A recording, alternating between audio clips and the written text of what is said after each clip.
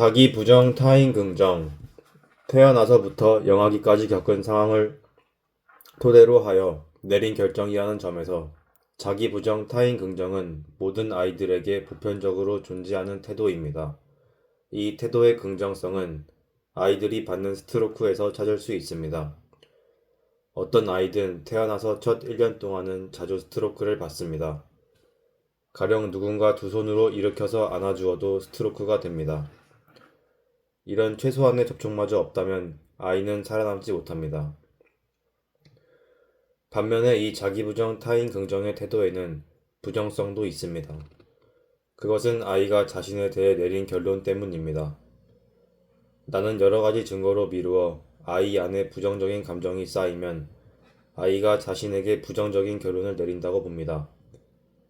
환자와 그 밖의 사람들에게 교류 분석을 설명해주면 많은 사람들이 부정적인 어린이 자아가 생기는 원인에 대해 바로 그거였어 라는 반응을 보입니다.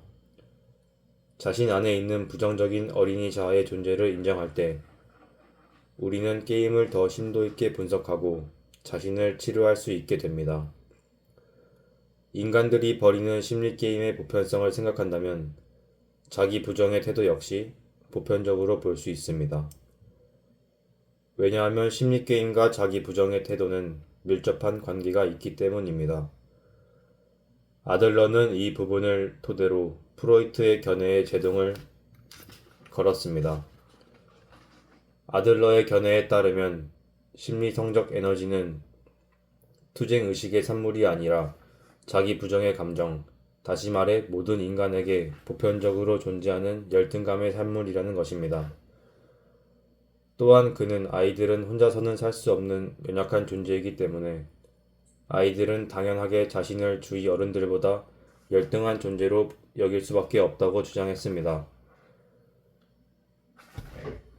아들러는 해리 스톡 설리반에게 많은 영향을 미쳤고 나는 설리반이 죽기 전 5년 동안 함께 연구하면서 그에게서 많은 영향을 받았습니다. 교류 개념의 하나인 대인관계론 정립은 설리반이 정신분석학 분야에 끼친 가장 큰 공헌입니다. 설리반은 아이가 자긍심을 기를 수 있는가 없는가는 주위 사람들이 아이에게 내리는 평가에 전적으로 달려있다고 주장합니다. 아이는 자신을 정확히 그려내는 데 필요한 도구나 경험이 부족하기 때문에 타인의 반응을 토대로 자신을 그릴 수밖에 없다. 아이는 주위 사람들의 평가에 의문을 품을 이유가 거의 없다.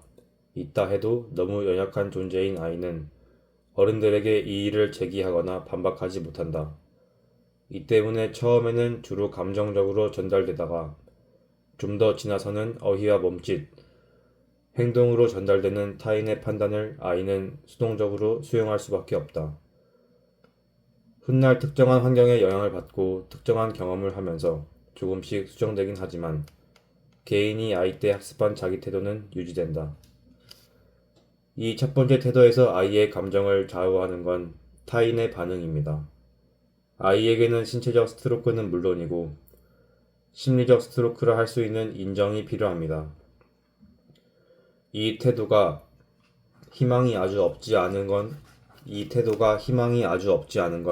아이가 항상은 아니지만 그래도 어느 정도 스트로크를 받기 때문입니다.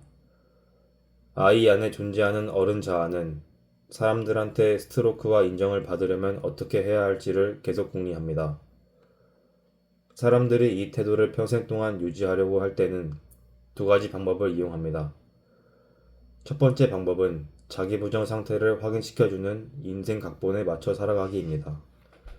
인생 각본은 어린아이가 무의식적으로 만듭니다. 대단한 사람들과 같이 있기가 너무 고통스럽기 때문에 인생 각본은 계속 움츠려든 상태로 지낼 것을 지시합니다. 이런 사람들은 한편에서 거짓 스트로크라도 계속 바라지만 다른 한편에서는 혹시 내가 또는 언젠가 내가를 꿈꾸며 평생을 보내기도 합니다. 어떤 인생 각본은 타인을 화나게 할 것을 요구하기도 합니다. 왜냐하면 이 때문에 받게 되는 부정적 스트로크가 자기 부정의 태도를 증명해 주기 때문입니다. 이런 인생 각본에는 나쁜 아이가 있습니다. 나더러 나쁜 아이라고 했으니까 계속 못되게 굴 테야. 이런 무의식적 결의에 따라 아이는 평생 못된 짓을 거듭하면서 스스로에게 생채기를 냅니다. 이렇게 해서 아이는 자신의 유일한 감정 토대인 자기 부정 타인 긍정의 태도에 충성하게 됩니다. 이 태도의 궁극적 해결법은 포기나 자살뿐입니다. 평생 동안 자기 부정 타인 긍정의 태도를 지키려 할 때 많이 쓰는 두 번째 방법은 부모자 데이터에서 무의식적으로 빌려온 부모 명령 각본에 맞춰 살아가기입니다. 그의 마음속에는 만약 내가 뭐뭐 한다면 당신은 나에게 긍정적일 거야 라는 태도가 자리 잡고 있습니다. 이런 사람은 스트로크를 많이 갈망하기 때문에 부모 자아 인격이 큰 친구나 동료를 원합니다. 부모 자아가 큰 사람일수록 긍정적인 스트로크를 더 많이 해주기 때문입니다. 그리고 아이에게 이런 사람들은 다른 사람들의 요구에 맞추기 위해 열심히 노력하고 삽니다. 아주 훌륭한 사람들 중에는 타인에게 인정받으려는 이런 노력의 결실로 이루어진 경우도 많습니다. 그들은 높고 험난한 산을 오르는데 평생을 바치지만 문제는 정상에 오르고 보니 또 다른 산이 앞에 기다리고 있다는 겁니다. 그리하여 그들은 인정을 받기 위해 또 산을 오릅니다. 자기 부정의 태도가 인생 각본을 만든다면 타인 긍정의 태도는 부모의 지시, 메시지를 늘 따르는 부모 명령 각본을 만듭니다. 하지만 어느 쪽 각본에 따르던 자기 부정 타인 긍정의 태도가 바뀌지는 않기 때문에 행복감이나 지속적인 자긍심을 얻지 못합니다.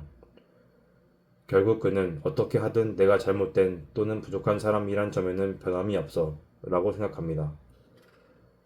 하지만 이런 태도의 문제점을 깨닫고 변화하고자 할 때는 부모 명령 각본으로 이룬